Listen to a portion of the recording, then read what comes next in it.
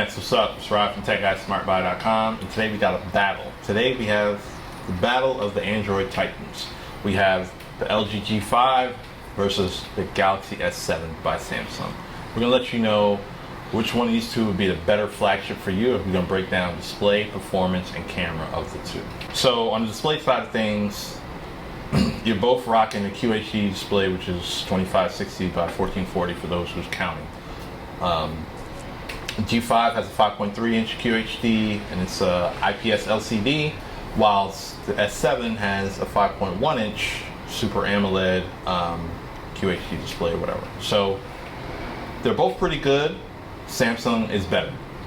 Samsung colors on their AMOLED panels are always brighter, more vibrant, and you know, whether they're at maximum brightness or whatever. So if you compare the two, if you're playing the same thing, it's always going to look brighter and better on the Samsung. So we're going to give that to Samsung. That's an easy win. On the performance side of things, it's not too much different. They're kind of the same internally. They both have Snapdragon 820 processor. They both have 4 gigs of RAM. Both have 32 gigs of storage, expandable via micro SD. And the battery is where things differ a little bit. So LG has a 2800 milliamp battery and the S7 has a 3000 milliamp battery. So on performance side of things, they both pretty much work as well as they could. LG software is a bit lighter, or I don't know what they're calling the software these days, but it's pretty bare minimum. And TouchWiz, you know, they're usually pretty heavy, but they've lightened their load a little bit. So they're kind of neck and neck. And even on the battery side of things, even though there's a 200 milliamp difference in regards to the battery, they're both pretty much about the same. So I would honestly give this a draw between the two, because on that side of the spectrum, you can't lose either way. The camera side of things. So this is where LG wanted to switch things up a bit. They have a dual camera setup. That may sound a little gimmicky, but it's actually pretty cool. So on one side, you have a 16 megapixel camera, f1.8 stop, and on this side, you have an 8 megapixel camera with a wide angle, 135 degree angle. So they both work pretty well. The 8 megapixel can give you that GoPro kind of shot with a slightly lower resolution, and the manual side of things, you can really go crazy. If they had the manual options from the LG V10, this would probably be a winner, but it doesn't.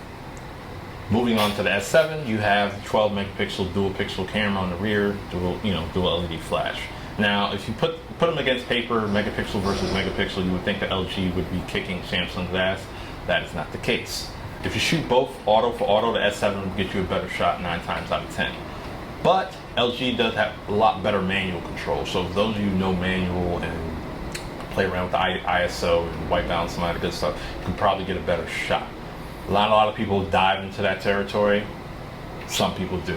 So I'm going to give the edge to S7, but the G5 is still a worthy competitor. So at the end of the day, you have two great smartphones.